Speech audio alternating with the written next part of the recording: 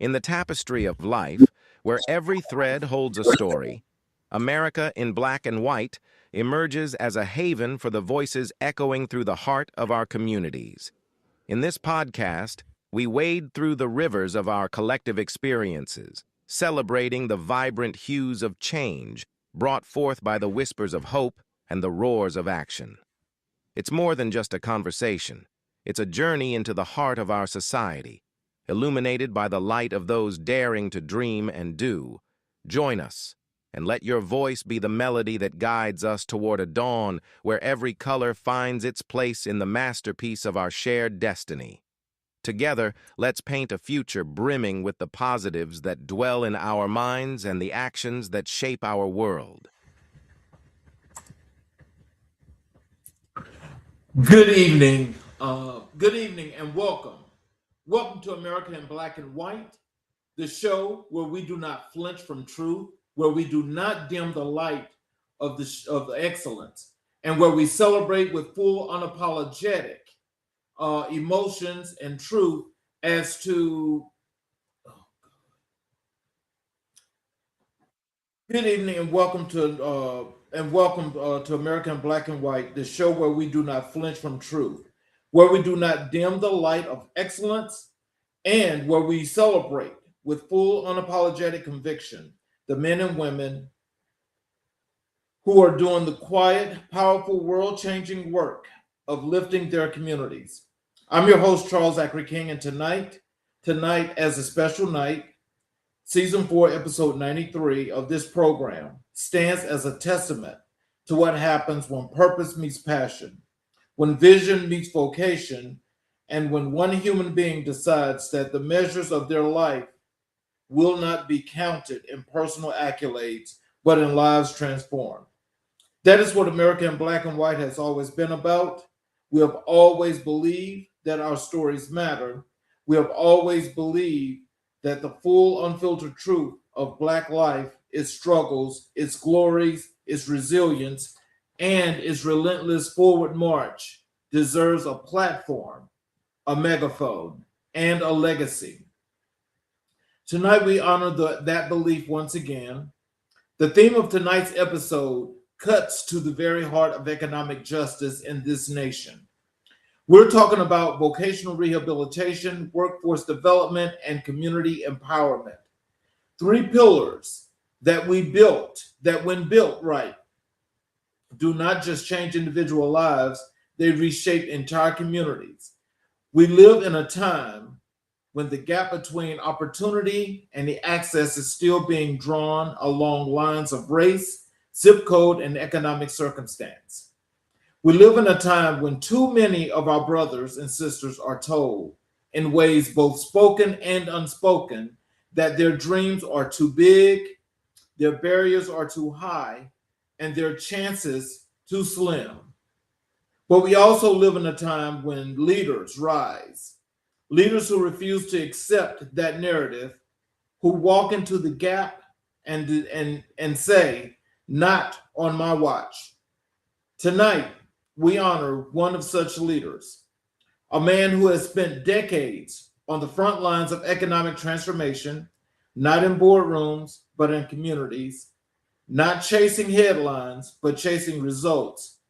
A man driven by the philosophy of those who came before him, Marcus Garvey, Malcolm X, Maya Angelou, and committed to building a future worthy of their sacrifice. And so, ladies and gentlemen, viewers across this nation and around the world, I want you to lean in. I want you to listen closely, because the conversation you're about to witness is not just an interview. It is a masterclass of service, in leadership, and in love for people. Our guest tonight has dedicated his life, his energy, his intellect, and his heart to ensuring that the most underserved among us are not left behind. He is a community champion, a workforce development specialist, a vocational rehab leader, and above all, a man of profound purpose. Join me now in welcoming to America in Black and White the extraordinary Lixon Nelson.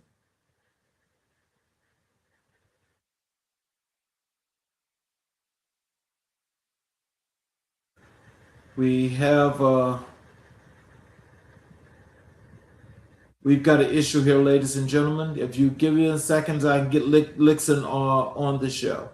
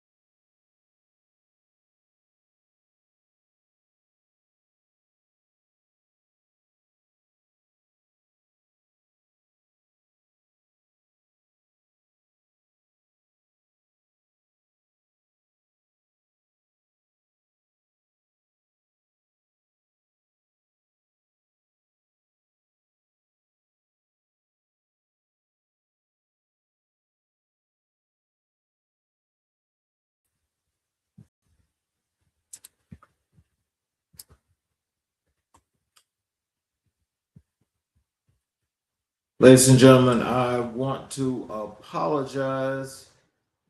We are not going to be able to get Lixon on board.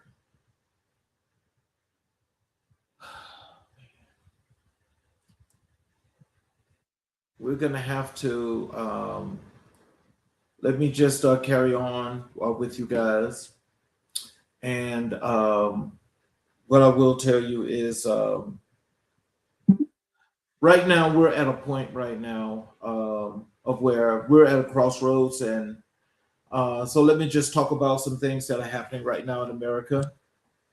And what I will tell you guys is I don't have to tell a lot of people is that we know that there's an enormous amount of things that are happening. One good thing that's a positive right now at this point is the World Cup is being played. So there are several football teams from across the country that are here. Some of them are facing some backlashes, for political points and things of that nature. But through all of that, in the spirit of competition, it means one thing, and that is for people to do the things that that they really, really want to do and like to do. And so hopefully that turns out to be wonderful. And my congratulations goes out to the team in advance that actually wins the cup on July 19th, because that's the final day. But what I will also tell you is that here in our country, we're facing some real serious uproads and some things that are happening now that that is just unprecedented. And in some of those things, from a political perspective, there's lots of things that's causing discourse here in the country. And there are things that we, the people, need to do to try and change this and correct this course, because the course that we're on right now is not a good one. And with that being said, from the political perspective, we're in a place now where racism and racial injustices are just rising and rising and rising, and it's unprecedented. But it's also one of those things that is a topic that I think we should be able to discuss. And I know for a lot of people, truth is not something that they want to hear. But I think it's right now at this time that I think for those, that feel strongly about the course, the direction of this country right now, that if we continue on this course. I mean, it seems already that the country's at a lost cause. And we're a lost cause because we've got folk that are running this country right now that truly, truly, one, I don't think represent the values of each and every individual in this country. But for those that they do represent, I want to say this to them. Being a repressionist, being oppressionist, and thinking that this country is one that's supposed to be built on white supremacy, you guys have another thing coming, because that's not the way this is supposed to be. Yeah, it's a very sensitive topic, and a lot of people definitely will not talk about this, but I think it's one that deserves to be talked about, because we as individuals here in this country have to realize one thing. If we understand what actually took place and how things went in the founding of this country, then I think a lot of folk would actually take back the way they put out this historical story about the founding fathers. Because, you know, there is this time that we know how this country was built. We also know that with people that are here in this country, we also understand where it took place, where people come from, and also who is who. Now, you know, some people are stating that, you know, heritage is everything, and heritage is everything. But with heritage being everything, and we know directly as to the who, what, the where, the when, and the why, and the how, then I think most of us will understand and know that if we know the original people on the face of this earth, if we know who that was and we know who that is, then I think we would have to ask the question, the heritage of all the other people. Where did you come from? How did you do what you do? You see, there's so much going into downplaying people and making people feel less than, and wanting to take things away from people, that is just so unnecessary. We've got a situation now in this country that now it does not matter what states do, because when a state is supposed to have its rights, then if it's not agreed upon by that minority group, they have an ally that actually changes everything that's evoked in the system that's been put in place. They run to the Supreme Court. And the Supreme Court has overturned everything that's caused chaos and disorder in this country for those that benefit from that at this point. But I don't think that that's going to be a long-term situation. But I'm here to say this. I think until people can learn how to be peaceful, when people can learn what it is to do right by others and to do right by your neighbors, then I think you guys are going to have a long ways to go. Because I can tell you this kind of wrong does not stand and does not last for long. It does not. It does not. But now I will say this. I'm not one of those going to say, I told you so. But I will say this.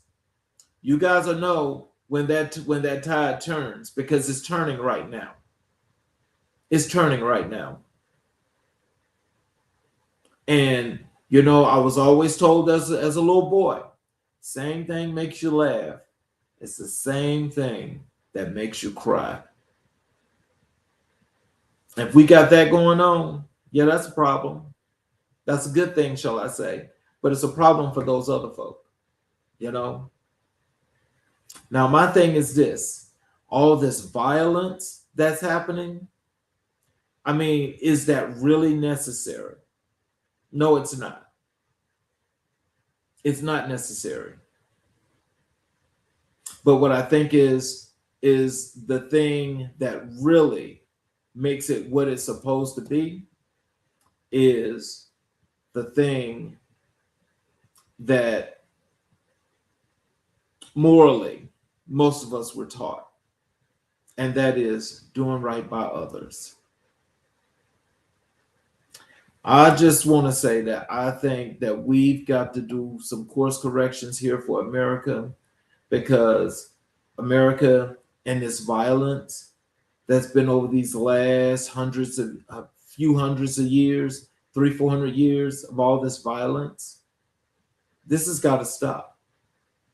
This has got to stop. It goes from violence to stealing and to just doing whatever is necessary when it comes to doing things wrong to people, and it's considered to be the right thing. I don't know. I just wish that that we can all do the right thing, how we need to do it, and how we need to make the course correction here for this country, make it be what it's supposed to be, and to help in the standings in the free world. Because America does not have a good standing in the free world right now.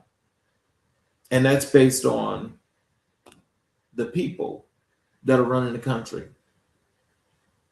And again, have to ask the question, why are we letting this happen? Why are we letting this happen?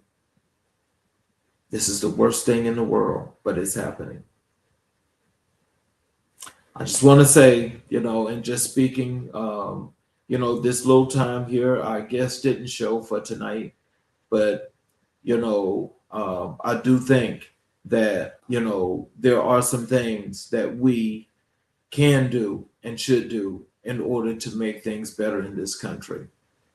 I want to ask each and every last one of you to please continue to follow this show, because as the stories that you get that come here from this show, they are authentic, they are real, we're not scripted, and we have people that are doing things that's going to motivate and inspire people in all of these underserved and marginalized communities to help build them and make them as best as they can be. I just want to say, I want to thank you guys. For those of you that are here for each and every show, I want to thank you, because that means a lot, not just to the platform, but it also means a lot that when you have your support is always a good thing. And I want to thank you. I also want to make sure that I take the time out to ask you guys to also make sure that for the shows that are done for 7 days a week, this show here Monday through Friday, Changing Trends and Times on Saturday, and CK Stories from the Heart on Sunday, that they're all special in their own right, and they're all doing things that are necessary when it comes to building our communities around the country. Because we have to take that time. We have to put time in our communities, because our communities deserve it. Everybody deserves an opportunity. Everybody deserves to be heard. Everybody deserves the opportunity of being the best that they could possibly be, which is why it's always asked and it's always mentioned that entrepreneurship is going to be the best thing in the world, for those that are in underserved and marginalized communities, and for those in Black and Brown communities in particular, because you'll have the opportunity to, one, knowing that the skills and the value that you have, you should know by now, you will be able to do your own thing. And if you're able to build your own company, then you don't need any of the other stuff. You don't. So I want you to know that as you get the opportunity to not only highlight and showcase your work here and for the community here, that will also help to try to get you out there and people to know and put that light on you as bright as possible. So everybody has the opportunity of knowing of who you are, what you do, and why you are so valuable. It's about the value, is what we're about. It's about the moral compass, is what we're about. And I want each and every last one of you to understand that when we talk about that moral compass is the real thing. Because when you can reach out to your fellow man and when you can lend that helping hand, it means a whole lot. You never know if you're saving someone's life or you're causing someone from having a real serious catastrophe.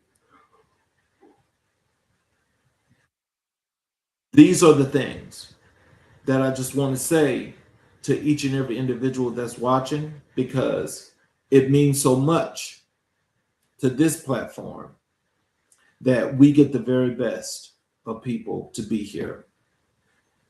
And I want to thank you guys, but I also want to make sure that you remember this before I get off the platform. I want you guys to remember this, that, you know, reaching out and stopping all of this negativity, all of this darkness that's transpiring, that's going on around this country. We've got to stop this. We got to stop this, because this is out of control now. You know it's out of control when you've got people that are putting and saying things about the former First Lady, Michelle Obama, you know, where they're talking about President Obama and calling them apes and animals and things of that nature. What is the problem? And you know what I say that problem is? That problem is what they call leadership. And those folk that are in leadership that don't deserve to be in leadership, those that are claiming that things have been stolen and rigged and things of this nature, when it's these people, these folk that are doing the very same thing. Right now, I want all of us to be focused, and I want you to think about this. If we have a debt, we have debt of $36 trillion, but GDP is only $34 trillion. I just want you to think about that and what's the problem, and also how all of this debt has been accumulated. We know how it's been accumulated. We know who's doing what. But yet and still, there is nothing on the checks and balances for what the government is supposed to be about that's causing all these problems that, you know, there's like where it's causing all kinds of darkness. All kinds of darkness. And to know that people really support this, that's the scariest thing to me, because if you support that, then that's telling me if you support that, that there's nothing you won't support. There's nothing, especially when it's dark. There is nothing that you will support. So I say, let's get it together, people. Let's build all these communities like we need to build them. Let's get rid of all this foolishness, all this short-sightedness that's happening, and let's make this be about the best that it can be. Because it's not about making America great again, because there was nothing to the point that anything dulled that light, other than who's leading. That's how you tell the difference. So I want to say in closing, you guys have yourself a wonderful evening, and we'll see you guys tomorrow at 6 p.m. Eastern Standard Time.